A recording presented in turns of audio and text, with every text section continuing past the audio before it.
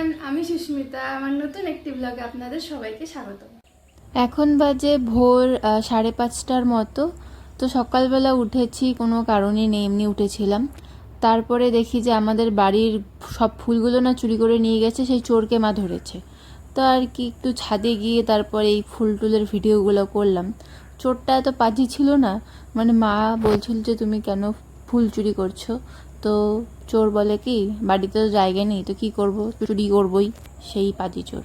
আর এই দেখো পুকুরে যেগুলো কি কিলবিল করছে, আমার তো মনে হয় ওগুলো মাছ। আর এই ভিনটেজ মিররটা আমি বানিয়েছি, এটা কেমন লাগছে তোমাদের একটু জানিও। স্নান টান করে একদম ফ্রেশ হয়ে গেছি, রান্নাবাড়ি সব হয়ে গেছে, মানে আমাদের সবারই সব কিছু কমপ্লিট। এখন আমরা লাঞ্চ করব। চলো গিয়ে দেখাই আমাদের কি কি রান্না হয়েছে। চলো। আজকে সোমবার, তাই আমাদের সব নিরামিষ রান্না হয়েছে। হয়েছে লাবড়া তরকারি, ওটা বড়ার ঝোল, আর এটা হচ্ছে পনিরের রসা। Simple simple. চলো এখন আমরা খেতে বসে পড়ি, তোমাদের সাথে পরে দেখা হচ্ছে। গুড ইভিনিং সবাইকে। তো এখন আমি আর মা দুজন মিলে খাচ্ছি চা। আর প্রতিদিনের মতনই দেখো মা তো টিভি দেখে, মানে আজকে আবার দেখছে। ব্যাঙও তো টিভি দেখে না, ওই মোবাইলই দেখে। যেটা বলছিলাম সেটাই, ওই যে টিভির মতন টিভিটা চলে আর মোবাইল দেখে, দেখো। মা বানায় এখন গোলা প্রসাদ। কয় হাঁড়ি বানাবা মা? এক গামলা। হাঁড়িতে বানাবে না? আর এই যে দেখো, এই দুধটা কিনে নিয়ে আসছে আমুল গোল্ড, এটা দিয়ে এখন বানাবে। আরও চিনি লাগবে? মিষ্টি দেখবো নি, পরে দিও। তো আমার কয়েকদিন থেকেই খুব গোলা প্রসাদ খাওয়ার ইচ্ছা হয়েছিল, কারণ গেল শনিবার পুজো, মানে কোথাও আমাদের এদিকে পুজো হয়নি, আর বাড়িতে গেছিলাম ওখানেও কোথাও পুজো হয়নি, তাই গোলা প্রসাদ খেতে পারিনি। তাই আমি মাকে বলছিলাম যে একদিন বানিয়ে দিও, খাবো। আমাদের এখানে তো গোলা প্রসাদও বলে, আবার কেউ কেউ সিন্নিও বলে। তোমাদের ওখানে কি বলে কমেন্টে জানিও। এক গামলা গোলা প্রসাদ রেডি। আধা গামলা।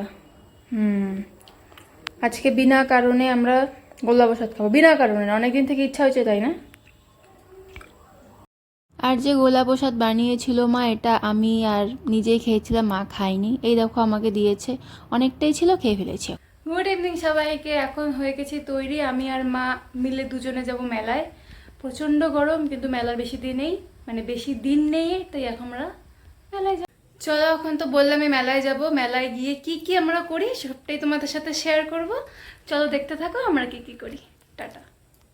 আমাদের বাড়ি থেকে মেলার ডিস্টেন্স খুব একটা দূরে না, হেঁটেই যাওয়া যায়, কিন্তু আজ প্রচণ্ড গরম ছিল, তাই আমাদের আর কারোরই মুড ছিল না হেঁটে যাওয়ার।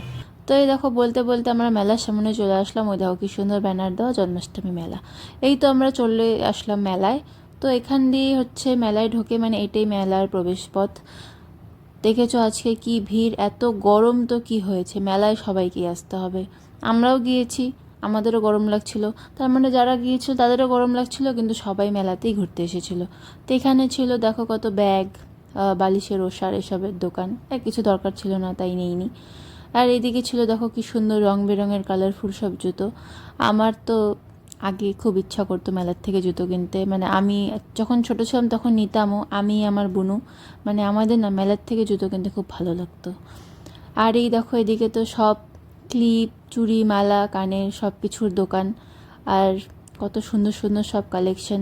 মেলায় আসলে এটাই সুবিধা যে একসাথে অনেক কিছু পাওয়া যায়। আর আমি এখানে একটু দাঁড়িয়ে আছি। এই দোকানটার থেকে মা হচ্ছে অনেক কিছুই কিনেছিল, ধূপদানি, তারপরে হচ্ছে প্রদীপের, মানে মানে ঠাকুরের ওখানে যে প্রদীপ দেয়, তারপরে ছোট একটা থালা, এই সবই কিনেছিল। আর মানে কী কী কিনেছিল আমার এখন মনে পড়ছে না। তারপরে চলে আসলাম আমরা আরও একটি দোকানে, এখানে দেখছিলাম কি কি নেওয়া যায়। তো সব কিছুই তো ভালো লাগছিলো, মনে হয় সব কিছুই নেই, তো এই দুটো ক্লিপ নিয়ে নিয়েছিলাম। আর এই দেখো আমি আর মা একটু পোস্টও দিয়ে নিলাম। তারপর এই মানে গাছের দোকানটাতে এসেছিলাম, এটা তো আমি প্রতিদিনই আসি, মানে দেখতেই ভালো লাগে, কিন্তু না পাজি ছিল, আছে দাম একটু বেশি বলছিল। আর এই দোকান থেকে একটি কানের নিয়েছিলাম, বাড়ি গিয়ে তোমাদের দেখাবো। আর এখানে আমি একটি ক্লিপ খুঁজছিলাম, তো পছন্দই হচ্ছিল না, অনেক দোকানে ঘোরাঘুরির পরে নিয়েছিলাম। তো মা এখান থেকে নিয়ে নিল পপকর্ন।